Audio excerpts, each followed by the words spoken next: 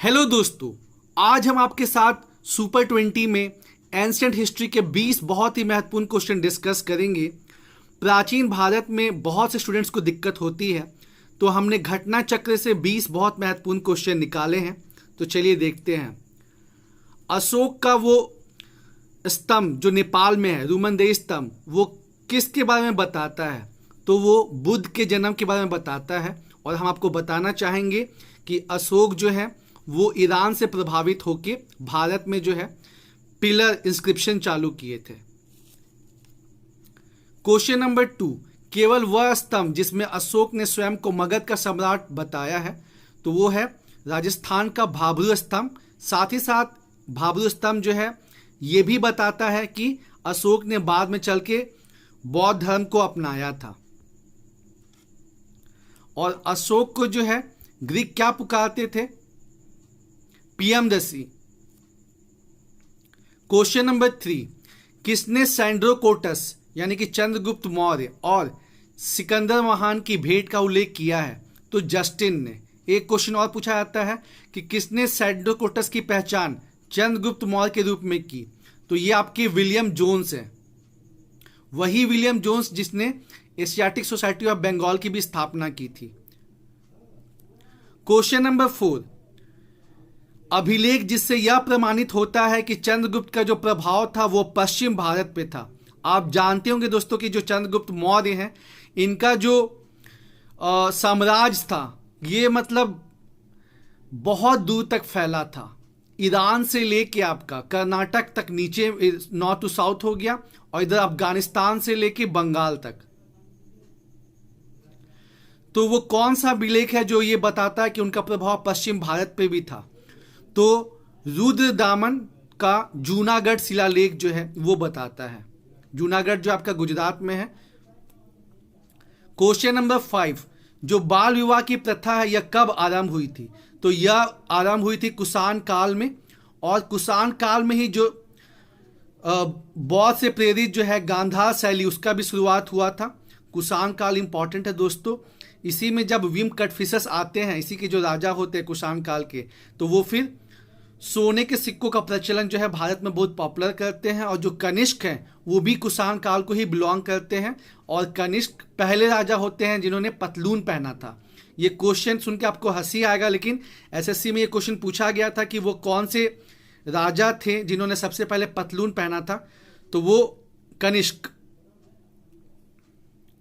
साथ ही साथ कनिष्क का भी जो साम्राज्य था काफी दूर तक फैला हुआ था। वो बहुत प्रतापी राजा थे। उनके समय जो चाइना का सिल्क रूट है वो भारत से होके गुजरता था।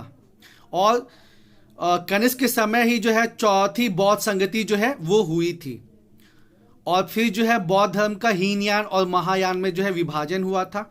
और कनिष्क के दरबार में बहुत फेमस लोग थे। नागार्जुन, वासुमित्र, अश्वघोष और फेमस जो डॉक्टर के नाम से फेमस है चरक। क्वेश्चन नंबर 6, किसने मगध साम्राज्य में काशी तथा वज्जी संघ को मिलाया था? काफी देर तक युद्ध चला था, उसके बाद काशी और वज्जी संघ को जो है वो उन्होंने मगध साम्राज्य में मिलाया था। तो अजात शत्रु ने, जो कि हर्यंग डायनेस्टी को बिलोंग करते हैं, और इस डायनेस्टी को ही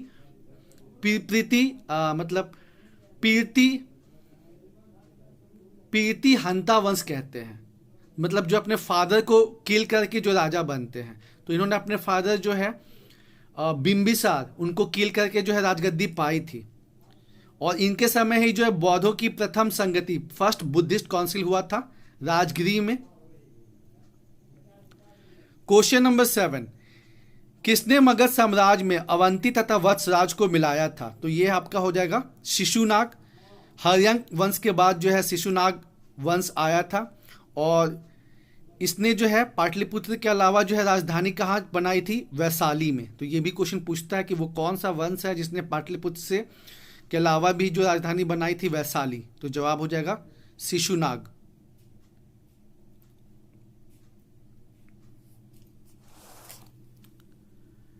क्वेश्चन नंबर 8, अशोक के 2 प्रमुख शिलालेख जो संगम राज्य के विषय में हमें बताते हैं। तो शिलालेख 2 और शिलालेख 13। चेरा चोरा ये सब के बारे में बताते हैं। और जो 13वां अभिलेख है दोस्तों, ये बहुत इंपॉर्टेंट है क्योंकि जो अशोक का कलिंग युद्ध होता है उसके बारे में भी जिक्र किया गया है 13वां अभिलेख में। क्वेश्चन पूछता है कि कौन सा अभिलेख, मतलब कौन सा शिलालेख है जो कि अशोक के कलिंग युद्ध के बारे में जानकारी देता है, तो वो 13वां है। और संगम राज के बारे में कौन कौन बताते हैं, दूसरा और 13वां शिलालेख बताता है। अब ये जो मैचिंग है ये बहुत इंपॉर्टेंट है।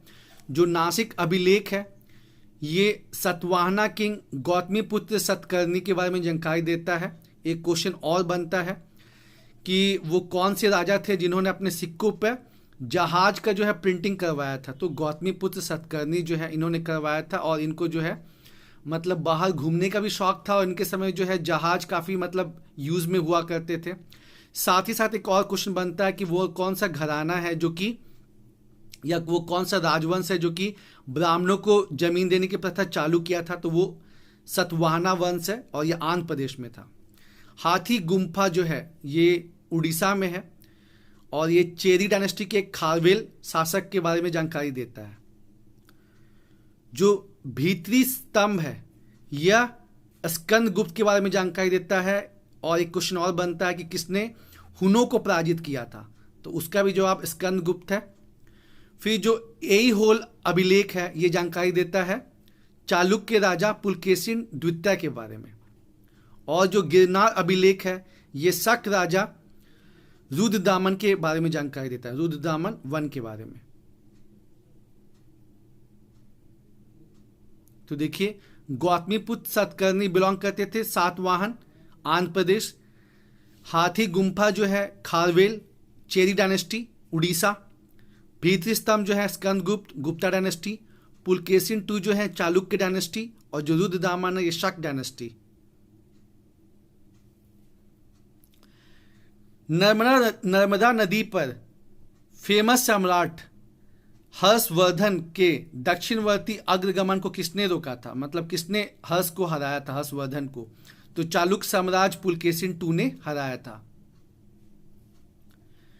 अब क्वेश्चन नंबर 11, चीनी लेखक भारत का उल्लेख किस नाम से करते थे, या तो ईनतू तथा थियानतू। वेनसांग फेमस चाइनीज ट्रेवलिस्ट जो भारत आए थे, इनके समय जो कॉटन कपड़े होते हैं उसका सबसे प्रसिद्ध नगर कौन सा था, तो मथुरा था, जो कि हम लोग सोच भी नहीं सकते। फिर वेनसांग ने जो अपनी भारत की यात्रा है जो कि 627 एडी से 643 एडी तक हुई थी, उसका विवरण एक ग्रंथ में दिया है जिसका नाम है सी यू की, जिसमें उन्होंने उस समय की जो परिस्थितियां थी भारत में उसके बारे में जानकारी दी है।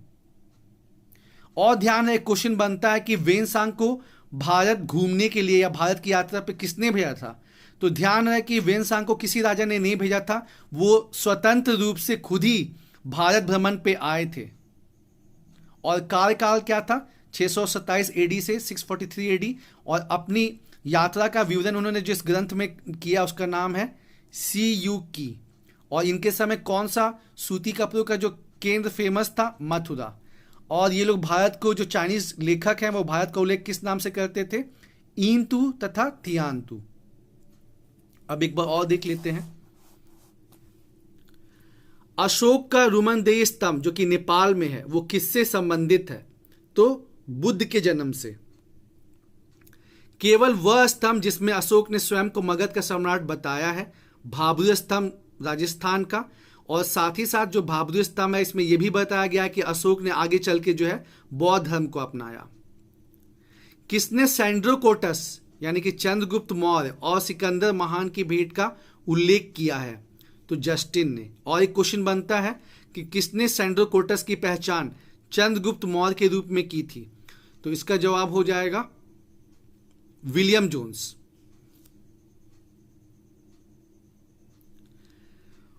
वह अभिलेख जिससे यह प्रमाणित होता है कि चंद्रगुप्त का जो प्रभाव है वो पश्चिम भारत पर भी था, तो रुद्रदामन का जूनागढ़ शिलालेख जो कि गुजरात में है। बाल विवाह की प्रथा कब आरंभ हुई थी, तो कुषाण काल में आरंभ हुई थी। और कुषाण काल के समय और भी बहुत से काम हुए थे। गांधार शैली जो है वो भी पॉपुलर हुई थी। आर्ट एंड कल्चर में। उसके बाद जो है जो विम कटफिशर्स है उसके उनके समय जो है सोने का सिक्का का प्रचलन काफ़ी बढ़ा था। फिर कनिष्क जो है वो भी कुषाण काल में हुए थे, तो कनिष्क के समय भी बहुत महत्वपूर्ण काम हुआ था। चौथी बौद्ध संगति जो है वो भी कनिष्क के समय हुई थी, और उनके दरबार में नागार्जुन, अश्वमित्र ये लोग थे और चरक भी थे। किसने मगध साम्राज्य में काशी तथा वज्जित संघ को मगध साम्राज्य में मिलाया? तो ये हो जाएगा आपका अजातशत्रु, मगध के सम्राट और बिंबिसार के पुत्र। इनको मतलब प्रीति हंता वंश भी कहते हैं हर्यक को, क्योंकि लोग अपने फादर को मान के ही राजगद्दी पाते थे, और इनके समय जो है प्रथम बौद्ध संगति हुई थी। उसके बाद किसने मगध साम्राज्य में अवंती तथा वत्स राज को मिलाया था? आप जानते होंगे दोस्तों कि महाजनपद में 16 महाजनपद था, जिसमें कि सबसे शक्तिशाली मगध था। क्यों? क्योंकि इसका लोकेशन बहुत अच्छा था, यहाँ पे लोहा मिलता था उस समय। हर चीज़ जो है मतलब अस्त्र शस्त्र हो चाहे जो भी हो, उसमें जो है लोहे का काफ़ी इस्तेमाल होता था। फिर जो है गंगा नदी भी मतलब फ्लो करती थी, और भी ढेर सारी नदियाँ थी, तो इस वजह से जो है मगध साम्राज्य काफ़ी रिच था। 16 महाजनपद में सबसे ज़्यादा अमीर मगध साम्राज्य था। तो हर्यंक वंश के बाद जो है शिशुनाग आते हैं, तो वही जो है अवंती और वत्स राज को मगध में मिलाते हैं। साथ ही साथ ये पाटलिपुत्र के अलावा राजधानी को कहाँ शिफ्ट करते हैं? वैशाली। अशोक के 2 प्रमुख शिलालेख जो संगम राज्य के विषय में हमें बताते हैं, तो वो शिलालेख है 2 और 13। और 13 का मैंने विशेष जिक्र इसलिए भी किया क्योंकि उसी समय जो है आपका 13 में ही आपको जो है कलिंग युद्ध, जिसके बाद अशोक का परिवर्तन होता है, उस कलिंग युद्ध का जिक्र किया गया है 13 शिलालेख में। अब यहाँ हमने आपको दिया है फेमस अभिलेख और उसके शासक। जैसे नासिक अभिलेख में किसकी जानकारी मिलती है? सातवाहन राजा गौतमीपुत्र सतकर्णी की। हाथी गुम्फा अभिलेख से मिलती है चेदी राजा खारवेल की, उड़ीसा। भीतरी स्तंभ से स्कंदगुप्त, गुप्ता डायनेस्टी। ऐहोल से चालुक्य राजा पुलकेशिन द्वितीय, और गिरनार से शक राजा रुद्रदामन एक। नर्मदा नदी पर सम्राट हर्ष के दक्षिणवर्ती अग्रगमन को किसने रोका था? चालुक्य राजा पुलकेशिन टू ने। चीनी लेखक भारत का उल्लेख किस नाम से करते थे? इंतु तथा थियांतु। वेनसांग की भारत की यात्रा के समय सूती कपड़ों के उत्पादन के लिए सबसे प्रसिद्ध नगर कौन सा था? मथुरा। और जो वेनसांग की भारत की यात्रा थी जो कि 627 एडी से 643 एडी तक हुई थी, इसका विवरण किस ग्रंथ में है? CU की। और एक क्वेश्चन बनता है कि वेनसांग को किस राजा ने भारत की यात्रा पर भेजा था? तो जवाब होगा नन ऑफ दीज, क्योंकि वेनसांग खुद आए थे भारत की यात्रा पे। क्वेश्चन नंबर 14, किस बौद्ध साहित्य में महात्मा बुद्ध के नैतिक एवं सिद्धांत संबंधित प्रवचन संकलित है? तो देखिए दोस्तों, बौद्ध साहित्य में 3 पिटक हैं, विनय पिटक, सूत पिटक और अभिधम पिटक। जो विनय पिटक है वो कोड ऑफ डिसिप्लिन है, जो बौद्ध धर्म अपनाते हैं उनको क्या करना चाहिए क्या नहीं करना चाहिए, जो बौद्ध भिक्षु रहते हैं विहार में उनको क्या करना चाहिए कैसे रहना चाहिए, उनका कंपैरिजन किसने किया था? उपाली ने। और जो ये क्वेश्चन है नैतिक एवं सिद्धांत संबंधित प्रवचन यानी कि डिस्कोर्स जो है, ये सूत पिटक में मेंशन है, जिसको कंपाइल किया था आनंद ने। और एक जो है अभिधम पिटक, उसमें क्या अभिधम पिटक में जो है वो दार्शनिक सिद्धांत से डील करता है। क्वेश्चन नंबर 15, महायान बौद्ध धर्म में बोधिसत्व अवलोकितेश्वर को और किस नाम से जानते हैं? पद्मपानी। जो बौद्धिज्म है दोस्तों, ये तो बहुत इंपॉर्टेंट है, इसको डिटेल में आपको देखना बहुत जरूरी है बौद्ध धर्म को। क्वेश्चन नंबर 16, भारतीय इतिहास के संदर्भ में निम्नलिखित में से कौन भावी बुद्ध हैं जो संसार की रक्षा हेतु अवतरित होंगे? तो मैत्रेय हैं। और दोस्तों कितना अच्छा होता अगर ये मैत्रेय कुछ साल पहले जन्म ले लिए होते, तो अभी हमें कोरोना से मुक्ति दिलाते। क्वेश्चन नंबर 17, प्रथम शताब्दी ईस्वी में किस भारतीय बौद्ध भिक्षुक को चीन भेजा गया था? तो कनिष्क के दरबार में थे नागार्जुन, इनको भेजा गया था और इन्होंने एक ग्रंथ लिखी थी माध्यमिक कारिका। एक और क्वेश्चन पूछा जाता है कि नागार्जुन जो है वो कौन से बौद्ध संप्रदाय को बिलोंग करते थे? तो माध्यमिक। क्वेश्चन नंबर 18, महात्मा बुद्ध का महापरिनिर्वाण किसके गणतंत्र में हुआ था? तो ये मल्लों के। 16 महाजनपद है दोस्तों, और जो महाबुद्ध हैं उनका डेथ कुशीनारा में हुआ था, जो कि मल में पड़ता है। 16 महाजनपदों की सूची उपलब्ध है कहाँ पे? बौद्ध ग्रंथ है अंगुत्तर निकाय उसमें। क्वेश्चन नंबर 20, जो गौतम बुद्ध हैं उनके समय का प्रसिद्ध वैद्य जीवक किसके दरबार से संबंधित था? तो हर्यंक वंश के जो संस्थापक थे बिंबिसार। इनके टाइम पे गौतम बुद्ध भी हुए थे और महावीर जैन भी, मतलब जैन धर्म के महावीर भी। एक बार फिर से देख लीजिए, किस बौद्ध साहित्य में महात्मा बुद्ध के नैतिक एवं सिद्धांत संबंधित प्रवचन संकलित है? तो सूत पिटक में, जिसको कंपाइल किया था आनंद ने। और 2 पिटक हैं, विनय पिटक जो कि कोड ऑफ डिसिप्लिन है, उसको कंपाइल किया था उपाली ने, और एक अभिधम पिटक जो कि दार्शनिक सिद्धांत है। क्वेश्चन नंबर 15, महायान बौद्ध धर्म में बोधिसत्व अवलोकितेश्वर को और किस नाम से जानते हैं? पद्मपाणि।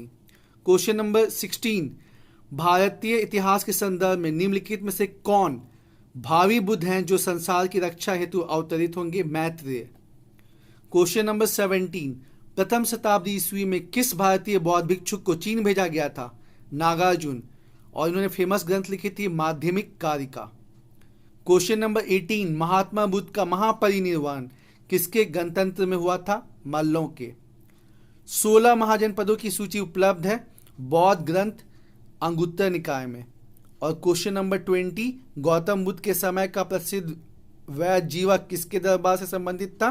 बिंबिसार। तो दोस्तों उम्मीद है आपको ये डिस्कशन पसंद आया होगा।